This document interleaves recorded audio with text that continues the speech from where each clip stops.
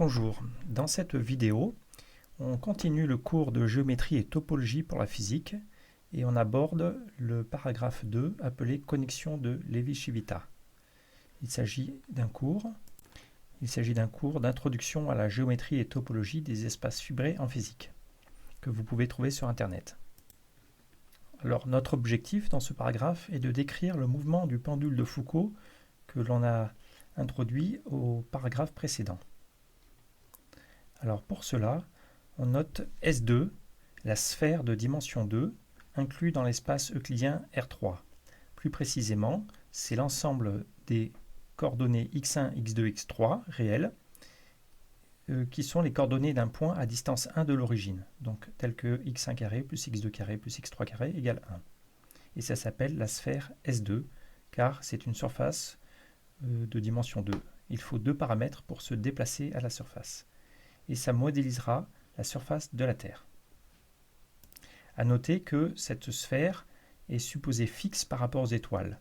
Autrement dit, un objet à la surface de la Terre, comme le pendule de Foucault qui nous intéresse, se déplacera sur cette surface et précisément fera une trajectoire qui est périodique, qui fait un tour en un jour. Dans ce chapitre, le choix de la sphère est un choix pédagogique pour parler du pendule de Foucault, mais tout ce qu'on introduit est valable pour une surface quelconque qui sera notée S, qui est une surface inclue dans R3, l'espace euclidien R3 de dimension 3, une surface lisse, compacte, sans bord. Voici quelques exemples. Ce peut être une sphère même déformée, ou un tore avec un trou, ou un tore avec deux trous, etc. Donc la surface S modélise la surface de la Terre, et la position du pendule sur la Terre est notée gamma de t à l'instant t. Autrement dit, gamma, c'est la trajectoire suivie par le pendule au cours du temps.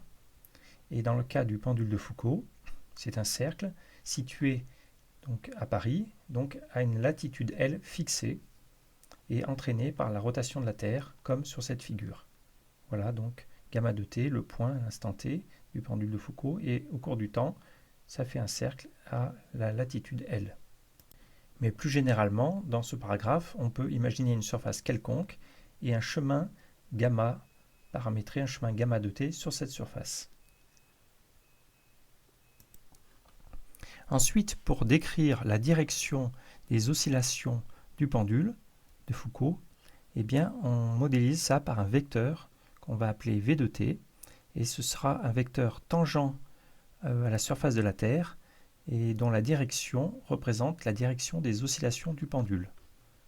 Voilà, donc V de t, par exemple, au départ, V de 0, c'est un vecteur tangent à la surface de la Terre dans le plan horizontal, et un peu plus tard, V de t est encore un vecteur tangent à la surface de la Terre dans le plan horizontal vert qui a changé, et il représente la direction suivie par les oscillations du pendule de Foucault.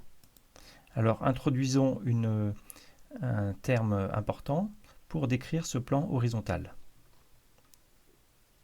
Si S est une surface quelconque dans R3, par exemple ici la sphère, et X un point quelconque de cette surface, par exemple ici ce point-là, eh bien on note TXS, le plan tangent à la surface au point X. Il contient par définition tous les vecteurs tangents à la surface issus de ce point X, comme ici ce vecteur V de t.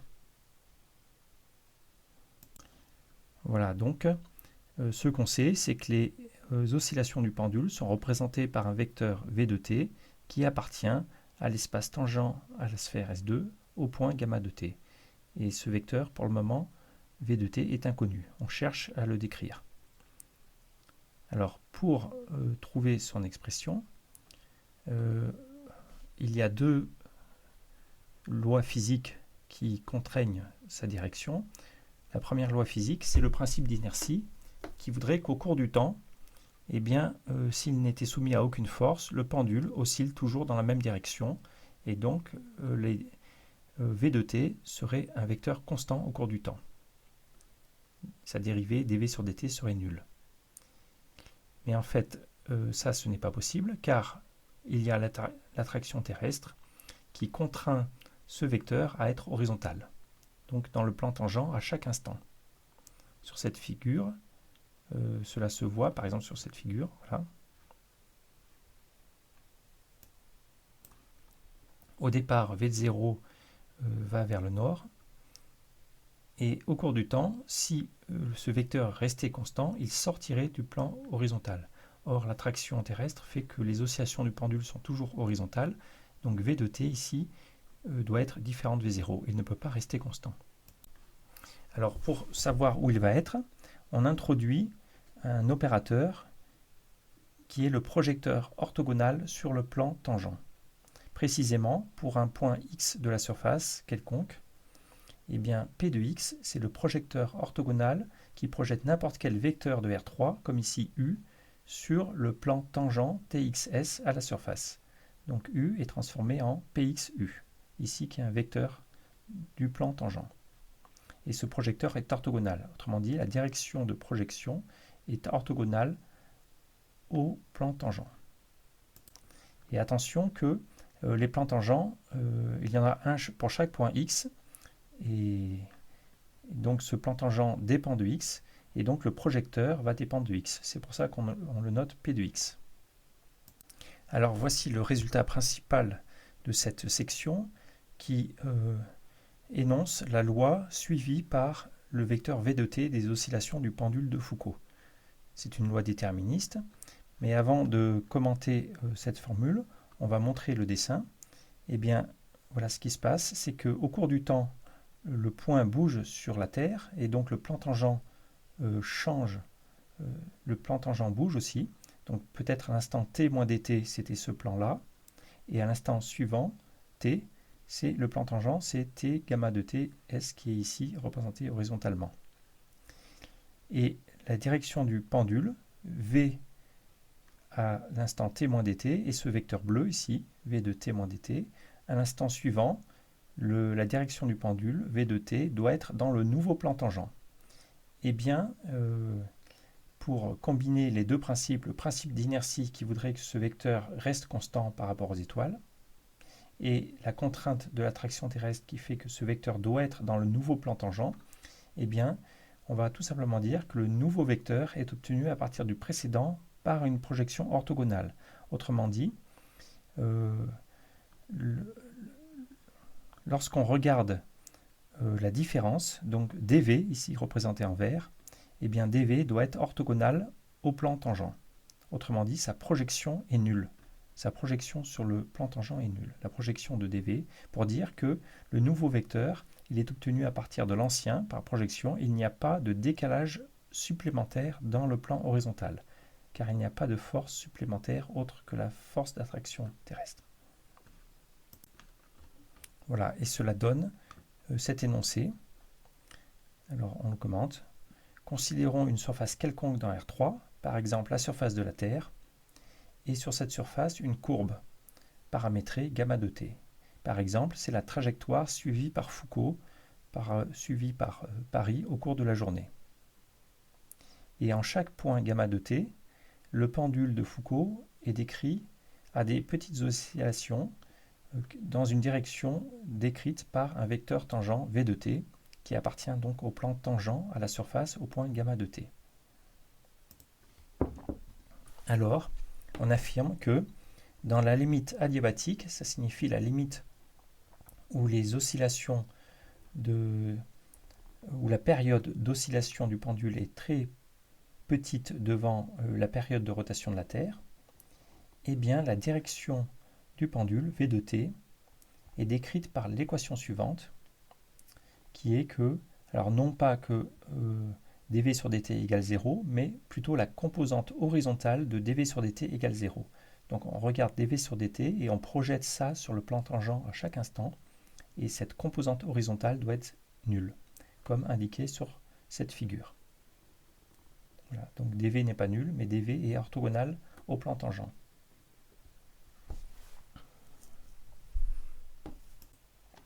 Alors on admet cette proposition, parce que ce qui nous intéresse, c'est de décrire ce qu'elle signifie et de décrire donc le comportement de v de t au cours du temps.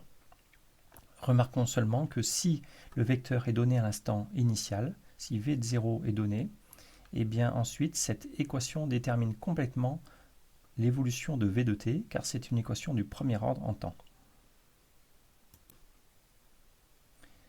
Et comme on l'a dit, l'interprétation physique de cette équation, c'est de dire que non pas l'accélération du pendule est nulle, mais la composante horizontale de l'accélération est nulle.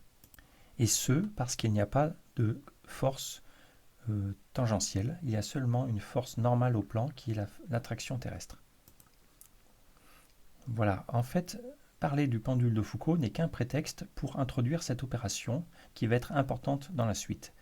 Et donc on introduit dans une définition générale cette opération. Alors voici une définition générale. Et on va introduire la notion de connexion ou de dérivée covariante. Alors, pour cela, considérons dans l'espace euclidien R3 une surface quelconque S, et sur cette surface, un chemin gamma paramétré quelconque. Et en chaque point de ce chemin, un vecteur tangent V de t, qui appartient donc au plan tangent à la surface au point gamma de t. Et donc V de t, pour chaque instant, c'est une famille de vecteurs tangents issus de cette courbe gamma.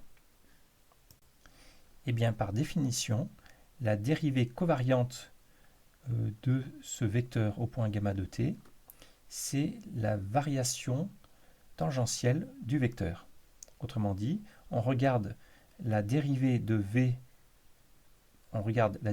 donc dv sur dt dans R3, et on regarde seulement la composante tangentielle en projetant avec le projecteur p gamma de t. Et le résultat est donc un vecteur tangent qu'on note d grand V sur dt, appelé dérivée covariante ou connexion de Levi-Civita. Alors Levi-Civita était un mathématicien italien qui a introduit cette notion-là aux alentours de 1900 en Italie. Voilà, il a contribué à la théorie des tenseurs et à la géométrie différentielle. Voilà donc la définition de la dérivée covariante. Et voici une illustration. Donc, si jamais le point bouge, eh bien, le plan tangent va bouger au cours du temps. Et donc, voici le plan tangent à l'instant t moins dt et le plan tangent à l'instant t. Et la famille de vecteurs v étant quelconque, on peut passer de ce vecteur v à l'instant t moins dt à ce nouveau vecteur v à l'instant t. Eh bien, la dérivée covariante, c'est le vecteur rouge ici qui est obtenu en regardant donc la différence dv entre les deux vecteurs, mais en regardant que la composante tangentielle. Ici, dv avec un grand D. Et donc, c'est dv, on voit que la dérivée covariante, ici sur ce schéma, la dérivée covariante est non nulle, et c'est un vecteur tangent qui traduit, donc, qui représente la variation tangentielle du vecteur au cours du temps. Et non pas, on ne s'intéresse pas à la variation normale. Et donc, revenons au pendule de Foucault. On a vu, d'après cet énoncé physique, que la dérivée covariante de la direction des oscillations du pendule est nulle. Autrement dit, ça peut s'écrire comme ça. La dérivée covariante de V est égale à 0 pour le pendule de Foucault. Dans ce cas particulier, représenté ici, on dit que le pendule de Foucault, les directions V de t suivent la connexion de Levi-Civita. Une autre façon de le dire, c'est que V de t suit le transport parallèle lorsque la dérivée covariante est nulle. Donc c'est un terme très utilisé, très important en mathématiques, en géométrie différentielle. Alors attention à la signification. Dire qu'un vecteur suit le transport parallèle, ça ne signifie pas qu'il est constant, mais ça signifie qu'il reste le plus parallèle possible en étant tangent à la surface.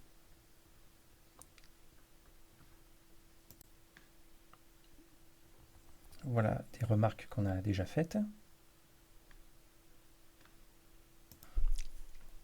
Alors on pourrait se poser la question, quel est l'intérêt d'introduire cette dérivée covariante alors qu'on peut facilement la calculer et que, en termes de la dérivée du vecteur V dans R3. Eh bien, ce sera lorsqu'on veut développer une théorie plus générale de géométrie qu'on appelle la géométrie différentielle, il apparaît que ce qui nous intéresse, c'est ce qui se passe sur la surface. Et donc l'espace R3 ambiant n'est pas vraiment utile et intéressant et pas forcément nécessaire. Par exemple, en relativité générale, l'espace-temps est courbe, c'est un espace courbe, un peu ici, comme ici cette surface, mais on n'a pas besoin de savoir si l'espace-temps est inclus dans un espace euclidien plus grand, comme ici R3, ou non. Peut-être que c'est le cas, peut-être que ce n'est pas le cas, il n'y a aucune preuve expérimentale là-dessus, mais en fait, ce qui est intéressant à savoir, c'est que les propriétés du pendule de Foucault, ici, on va voir qu'elles peuvent se déduire juste par des propriétés internes à la surface, et sans avoir besoin d'utiliser l'espace ambiant R3. Et c'est le cas justement de cette dérivée covariante. On verra que c'est une notion intrinsèque à la surface. Alors, on a introduit ici la notion de transport parallèle, qui est lorsque la dérivée covariante de la famille de vecteurs est nulle à tout moment. Et bien, voici pour mieux comprendre quelques illustrations dans un cas très simple. On considère ici un cas très particulier de surface plate. Ça signifie des surfaces qui sont localement comme une feuille de papier plat. Seulement, on accepte quelques points isolés avec des singularités. Et c'est intéressant pour une première étude, car dans ce cas, le transport parallèle est vraiment très simple. Alors, voici le premier exemple. On considère une surface S qui est vraiment le plan. Et on a une trajectoire, ici en bleu, alors, qui tourne dans le sens direct. Et en chaque point, un vecteur tangent, on part de V0 ici. Et on va supposer que V0 suit le transport parallèle. Autrement dit, la dérivée tangentielle est nulle. Eh bien, ça implique que le vecteur V0 reste constant, comme ici indiqué par ces petites flèches. Donc voici V de t au cours du temps. Et en particulier, on voit que si le chemin gamma se referme, eh bien, à la fin, le vecteur V de 1 à l'instant 1 est égal au vecteur initial V0. Et en particulier, l'angle entre V0 et V1 est nul, comme indiqué sur cette figure. Alors, vous imaginez que ce sera encore vrai si cette surface plate ici, on la courbe, soit de façon lisse, soit on la courbe avec un pli. Comme on le voit ici, on fait la même expérience en suivant le transport parallèle partant de V0, et bien arrivé près du pli, voilà, V de t continue à être parallèle, comme ça. Pour le comprendre, il suffit de redresser la surface, et ça redonne celle-là.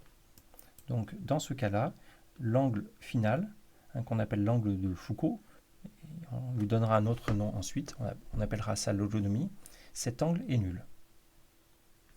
Alors voici un exemple plus intéressant, une surface plate avec un coin ici.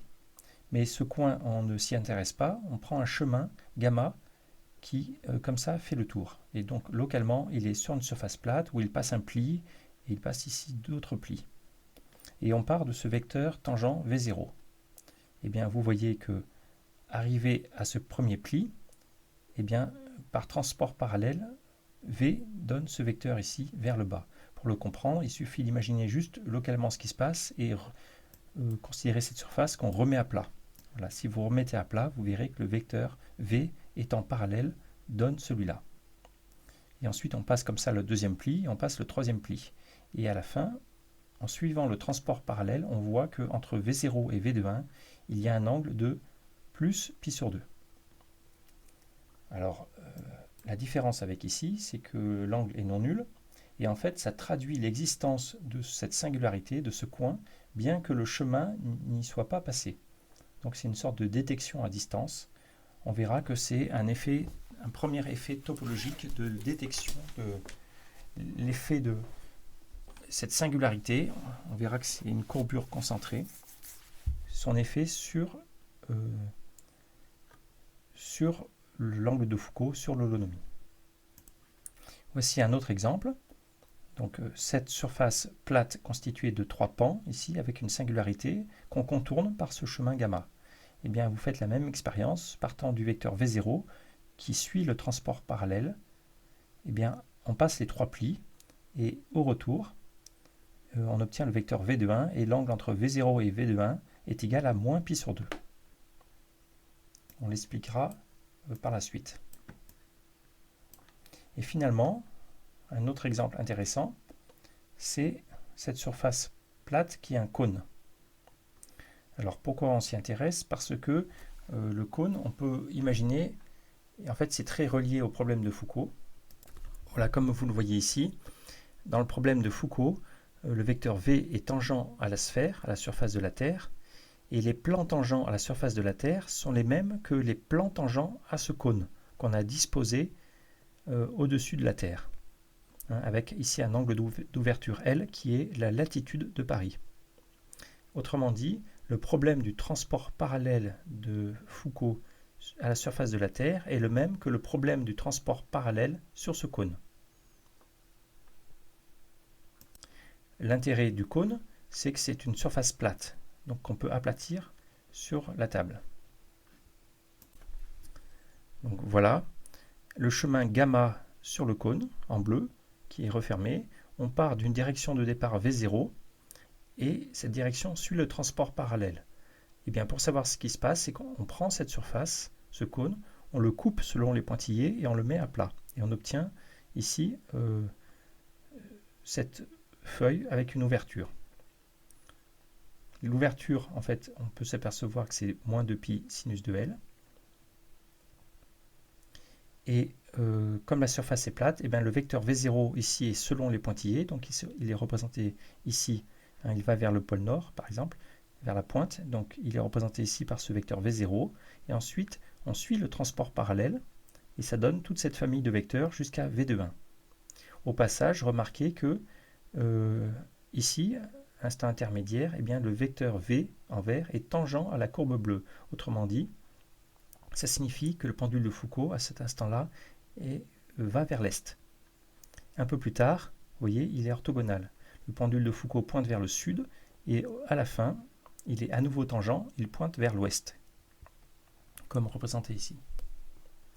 Et bien finalement, l'angle de Foucault, c'est l'angle entre V0 et V de 1. Pour le mesurer, V de 0 ici, et selon la coupure, on peut le reporter ici, tangent à la coupure aussi. Et l'angle de Foucault phi, c'est l'angle entre V0 et V de 1 qu'on mesure ici. Voilà, et donc cet angle, on peut vérifier qu'il est égal à cette ouverture. Mais cette ouverture, d'après la découpe du cône, elle est directement reliée à l'angle d'ouverture du cône, L, par cette formule, c'est moins 2π sinus L. Et voilà, et donc cela démontre la formule introduite au paragraphe précédent pour l'angle de Foucault, qui est moins 2π sinus L. Voilà, on ne va pas commenter l'exercice suivant, et c'est un exercice que vous pouvez lire. Il est intéressant de savoir que dans un smartphone actuel, il y a des capteurs sophistiqués comme un gyroscope, et qui permet donc de connaître l'orientation du téléphone au cours du temps. Eh bien, on peut s'en servir pour faire un petit programme qui représentera un pendule de Foucault à la surface de votre téléphone. Et donc, en cliquant ici, vous pourrez télécharger cette application que j'ai appelée transport.apk. Alors, on continue ce paragraphe sur la dérivée covariante. Et on va la confronter à la métrique, qui est la mesure de la distance sur la surface. Alors, introduisons ce qu'est une métrique. Alors, tout d'abord, on rappelle qu'on a défini, on rappelle qu'on utilise essentiellement les vecteurs de R3, et en particulier le produit scalaire dans R3.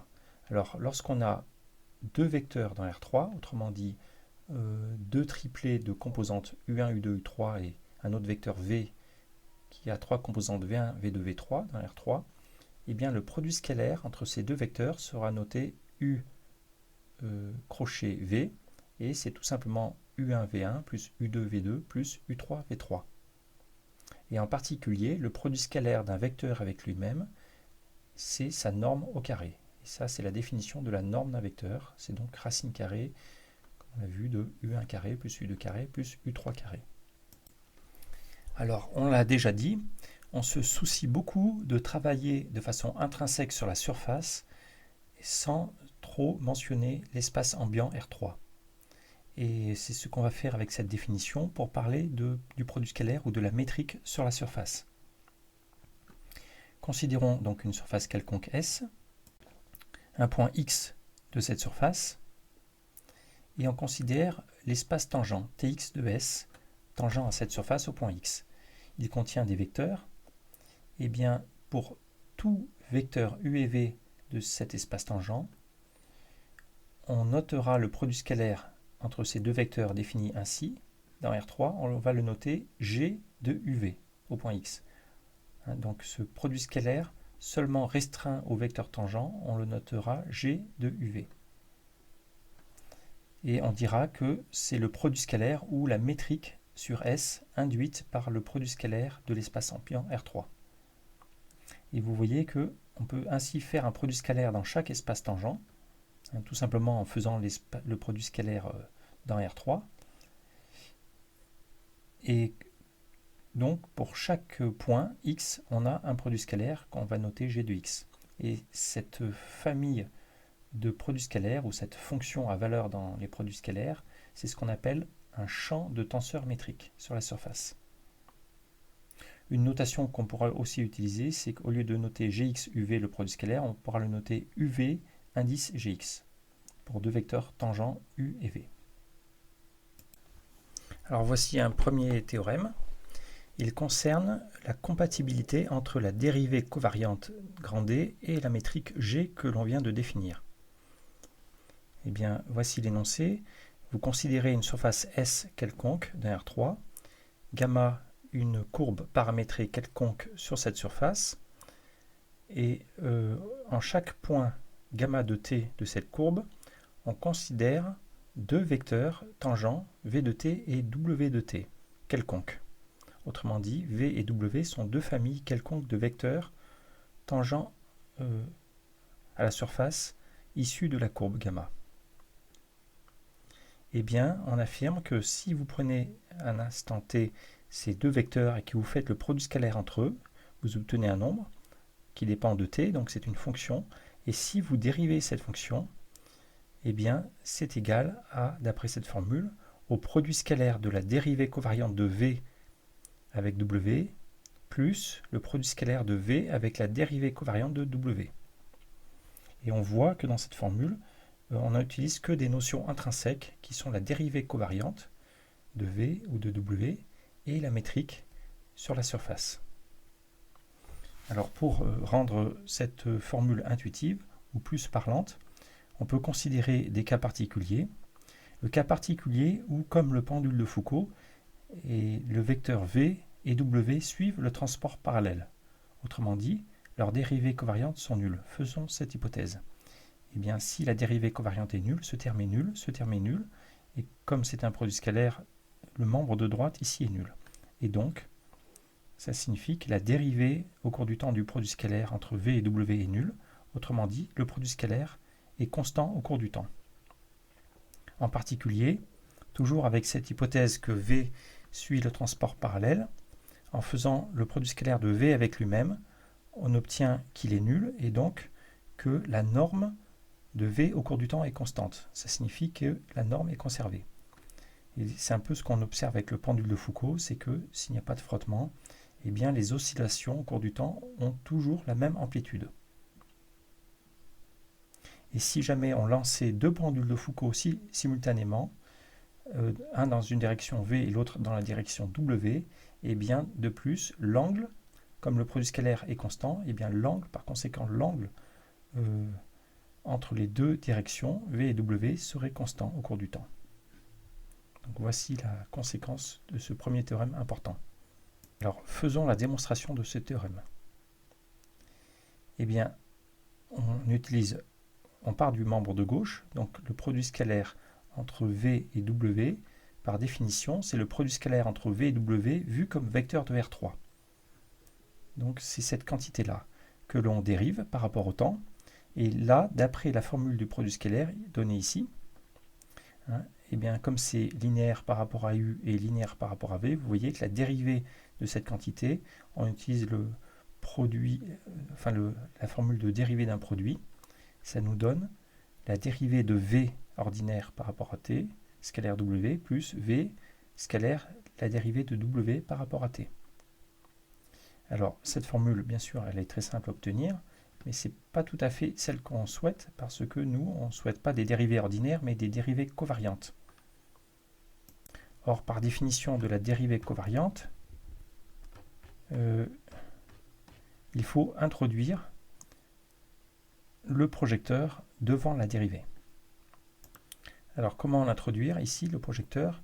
Eh bien, on peut l'introduire, en fait, assez simplement, en observant que par hypothèse, V est un vecteur tangent. Et donc, lorsqu'on le projette, il est égal à lui-même. Autrement dit, la projection de V est égale à V. Donc ici, on peut remplacer V par P de V. Et de même pour W, on peut remplacer W par P de W. Et donc, par exemple, ce deuxième terme, V scalaire dW sur dt, est égal à, on remplace V par P de V, ça nous fait donc P de V scalaire dW sur dt. Ensuite, bien sûr, ce qu'on souhaite, c'est que le projecteur soit à droite ici, devant cette dérivée ordinaire. Or, par définition d'un opérateur, lorsqu'on le change de place dans un produit scalaire, il apparaît ce qui s'appelle l'opérateur adjoint. C'est la définition de l'opérateur adjoint. Donc ça nous donne cette expression. Mais là, on souhaitait P lui-même. Il se trouve que P, l'opérateur P, c'est un projecteur orthogonal. Et ça se vérifie, on ne va pas le faire ici, que c'est équivalent au fait qu'il est égal à son adjoint. Il est égal à son adjoint. On dit qu'il est auto-adjoint. Et donc, P adjoint, on le remplace par P. Et voilà, on voit apparaître la dérivée covariante de W. Et voilà, donc ce deuxième terme, ici, on peut l'écrire V scalaire dérivée covariante de W par rapport à T. Et on procède de même pour le premier terme. Et donc, voilà, on obtient exactement cette formule que l'on vient de démontrer. On passe à la suite, au théorème suivant, qui est aussi un théorème important, qui dit que le transport parallèle d'un vecteur ne dépend pas du paramétrage du chemin. Autrement dit, si le chemin gamma est parcouru plus vite ou moins vite, ou de façon différente, néanmoins, le vecteur que l'on transporte parallèle aura toujours le même comportement. Donc le pendule de Foucault, finalement, si la Terre accélérait un petit peu ou ralentissait, et l'angle de Foucault serait toujours le même. Et de façon plus précise, si on change le temps t par une autre mesure du temps t', et t et t' sont reliés par une formule quelconque, un changement de paramètre, où phi est une fonction quelconque, précisément phi c'est ce qu'on appelle un diffeomorphisme, c'est une fonction bijective dérivable et d'inverse dérivable. Eh bien, en notant v' de t', la nouvelle famille de vecteurs tangents, hein, par définition c'est v pris à l'instant t, or t c'est phi de t', donc v' de t' c'est v de phi de t', eh bien, ce théorème affirme que la famille v' de t' suit aussi le transport parallèle. Alors voici la démonstration. La dérivée covariante de cette nouvelle famille de vecteurs, donc dérivée covariante de v' par rapport à t', par définition, c'est le projecteur sur le plan tangent, à l'instant t', de dv' sur dt'. Or, la dérivée de v' par rapport à t', v' c'est une fonction composée, v composée avec phi. Donc c'est la dérivée de v composée avec phi de t' par rapport à t'. Et là, on utilise la formule bien connue de dérivée de fonction composée. C'est la dérivée de v par rapport à son paramètre, par rapport à t, fois la dérivée de phi par rapport à t'. Voilà. Et là, on voit apparaître le projecteur de dv sur dt. Or, on a supposé que v suit le transport parallèle, donc ce terme est nul. Par conséquent, comme il est multiplié par ce terme, le résultat est nul aussi. Et donc, la dérivée covariante de v' est nulle. Voilà. Remarquez que Alors pour terminer ce paragraphe, voici un dernier théorème qui s'appelle la formule de Leibniz. Et pareil, elle fait intervenir que des notions intrinsèques à la surface comme la dérivée covariante. Alors pour cela, considérons une surface S dans l'espace R3 quelconque, et sur cette surface un chemin paramétré gamma de t. Et en chaque point de ce chemin, V de t, un vecteur tangent à la surface. Une famille quelconque. Et ensuite, on considère aussi une fonction f qui à chaque instant t associe un nombre f de t. Eh bien, on peut, au lieu de regarder le vecteur v de t, regarder le vecteur f de t fois v de t. C'est un vecteur différent qui est collinaire à v, par exemple plus long si f est plus grand que 1. Et cette nouvelle famille de vecteurs est toujours tangente à la surface et on peut calculer sa dérivée covariante. Eh bien, cette formule affirme que la dérivée covariante de f fois v, c'est, comme on peut s'y attendre, la dérivée de f fois v plus f fois la dérivée covariante de v. Alors attention, ici comme f est une fonction, on a le droit d'utiliser la dérivée ordinaire, parce que la dérivée ordinaire, on le rappelle, s'applique que pour des nombres, que pour des fonctions numériques. Mais v est un vecteur tangent, donc la dérivée ordinaire n'a pas vraiment de sens, de façon intrinsèque, on doit utiliser la dérivée covariante. Eh bien, la formule de Leibniz affirme que cette formule est valable. Voici la démonstration de cette formule. Eh bien, on part du membre de gauche, donc la dérivée covariante de f fois v. Par définition, la dérivée covariante, c'est la dérivée ordinaire dans R3 composée avec le projecteur.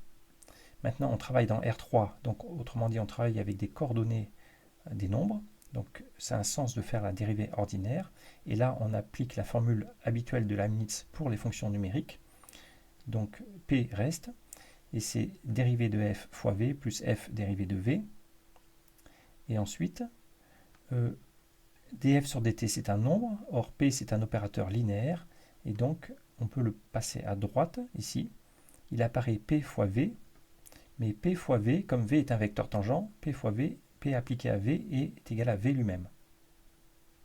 Et pour ici, le dernier terme, eh ben, f, on peut le sortir, comme P est un opérateur linéaire, il apparaît f fois P appliqué à dv sur dt, qui est rien d'autre que la dérivée covariante de v. Et voilà, on obtient la formule désirée de Leibniz.